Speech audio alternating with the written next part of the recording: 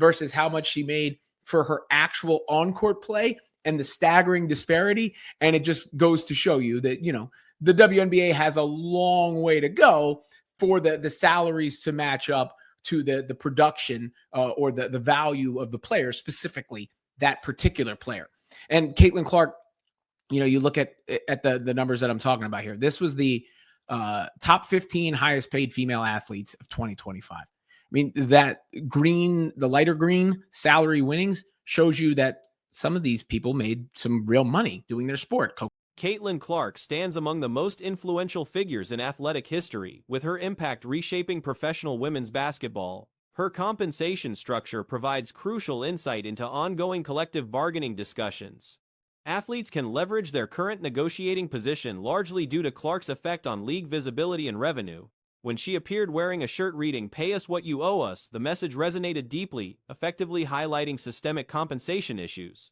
The statement could easily read "Pay us what you owe her," given her disproportionate contribution to league growth. The entire competition has expanded significantly, creating numerous stars whose earnings fall short of their actual worth, popularity, and tangible contributions to organizational success. Salary winnings shows you that some of these people made some real money doing their sport. Coco Gauff, the tennis players there all made a good chunk of change. I mean, Gauff made a lot in endorsements. Caitlin Clark made a lot in endorsements, but you don't even see her salary showing up there. Not even there. I can't even see it. There's a little bit of shade there all the way in the left. And, I think on actual value, Clark should be at the top of the list, but that's not the point here.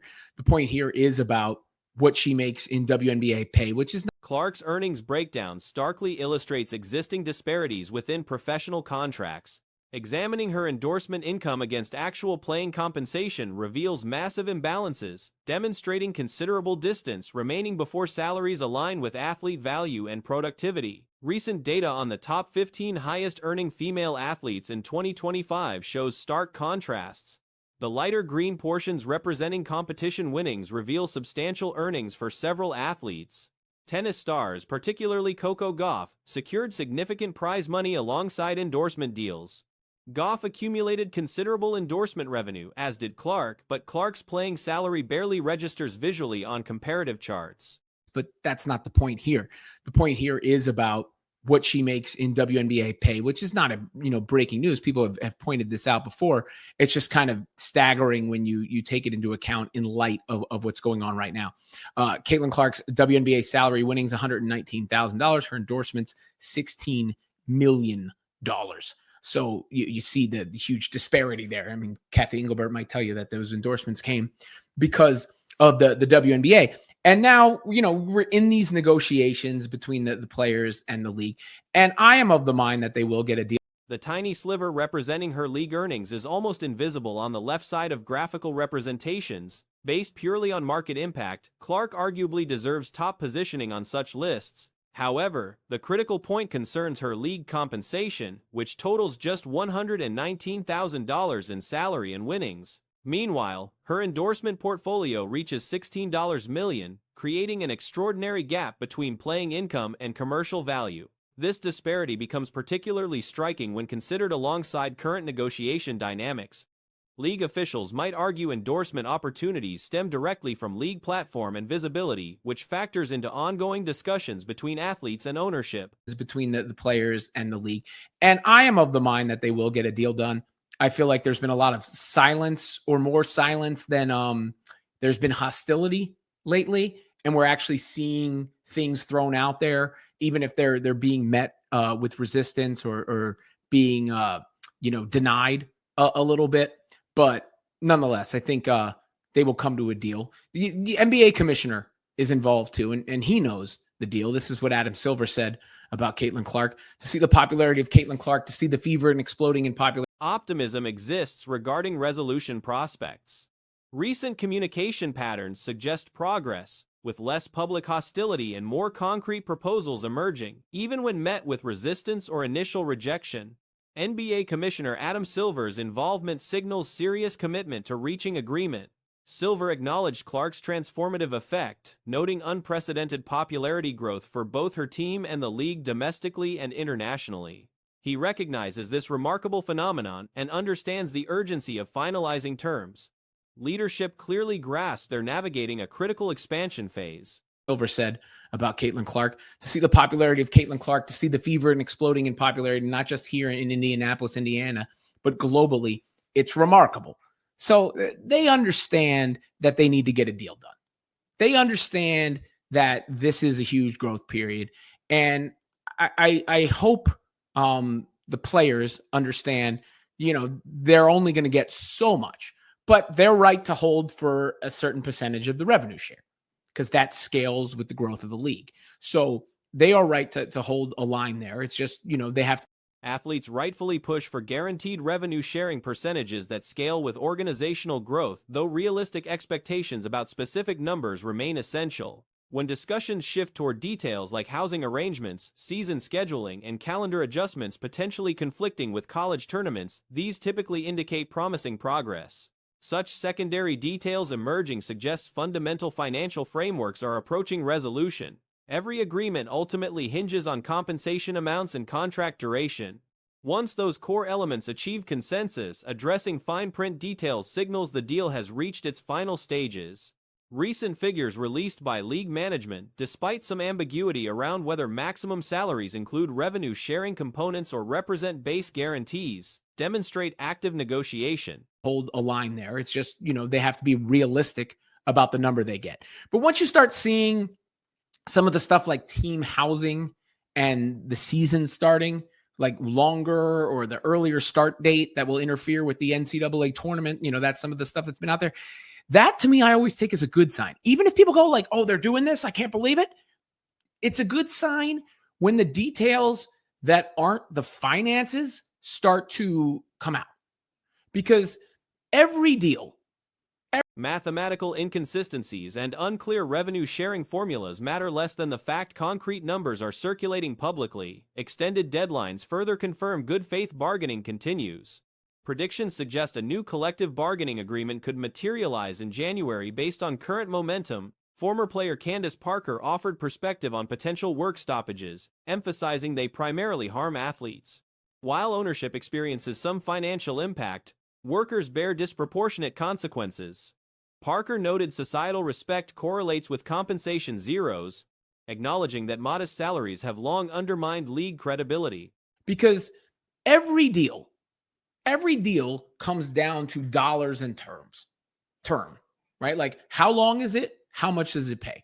Once those things are worked out, if you're going through the fine print, it means the deal in principle is done. And the fact that we've seen those numbers that are floated from the WNBA, even if they were, not exactly transparent, the minimum salary or the maximum salary was actually based with the revenue share or whatever, rather than the raw. For years, low pay served as running commentary fodder, effectively dismissing the competition's legitimacy. Current undeniable growth in women's athletics generally and this league specifically changes that calculation. Yet the persistent message to women remains wait, which feels particularly frustrating given broader societal patterns. Parker highlighted absurdity in claiming inability to pay athletes over $1 million while simultaneously compensating coaches at higher rates. No other professional league features coaches earning more than top players. If organizations genuinely cannot afford competitive athlete salaries, how do they justify coaching expenditures? Minimum salary or the maximum salary was actually based with the revenue share or whatever, rather than the raw number, even if the math doesn't exactly match up, even if we don't know what the revenue share deal will be. I think the fact that we're seeing those figures out there is signs that these are the negotiating points. And they extended the deadline again, which means they are dealing in good faith. So if I had to predict, I think we get a new WNBA CBA in January. That would be my prediction. But the players understand, this is an opportunity to change the entire landscape. And a former player, Candace Parker, this compensation structure extends beyond court earnings, affecting public perception and downstream economic opportunities. When playing salaries remain publicly modest, corporate sponsors approach endorsement negotiations with lower offers compared to male counterparts, despite women athletes sometimes commanding larger social media followings. Paige Bucher's substantial college follower count exemplifies this dynamic. These interconnected effects cascade from top to bottom throughout the economic ecosystem. Social media transparency proves valuable here, as quantifiable metrics reveal true marketplace value. Name, image, and likeness deals demonstrate what incoming athletes command before professional careers begin. Now, she could play an Unrivaled or Project B and still play in the WNBA like so many others. But let's just, if you live in a fantasy world where she says, this is my new league and I'm leaving the WNBA, that is the only thing really, other than years and years and years of good management and traction, that could change the direction and teeter the power in that way. Just because of Caitlin Clark's fan base and her, Current circumstances differ dramatically from previous eras. Incoming stars like Buchers, Azzi Fudd, Hannah Hidalgo, Sarah Strong, and Maya White arrive with unprecedented visibility and established fan bases, all occurring concurrent with Clark's explosive emergence. Her supernova effect created ripples, allowing other prominent figures to establish their own orbits within the expanding ecosystem. This transformation guarantees structural compensation changes. Athletes will certainly receive substantially increased guaranteed money. And her, the WNBA exploded because of her. So that would be the one thing.